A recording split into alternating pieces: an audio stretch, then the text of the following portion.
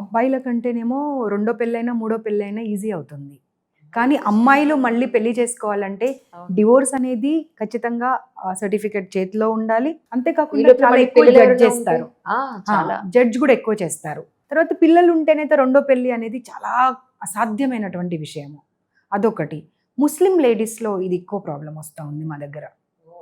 వాళ్ళు ఏమంటారంటే మా చట్టమే మాకు ముస్లిం లీగల్ రైట్స్ ఏంటంటే మాకు 4 పెళ్ళిళ్ళు చేసుకునేటువంటి అవకాశం కల్పించారు అనే వరకల్లా వాళ్ళు మా దగ్గరకు వచ్చి నలుగురు పిల్లలతో మమ్మల్ని వదిలేశారు, వెళ్ళి ఆ వైఫ్తో ఉంటున్నారు, మ్యామ్ పకడ్కి ఎలా ఉంటారు. పకడ్కి ఎలా ఉంటే వాళ్ళు ఏమంటారు కదా అంటే, అరే హమారే లా నే హమ్కో దియా హే 4 షాదీ కర్నే కా, తో మా తప్పేముంది ఇక్కడ అని అంటారు. అండ్ మెయింటెనెన్స్ అనేది సిస్టమ్ లేదు వాళ్ళ దాంట్లో.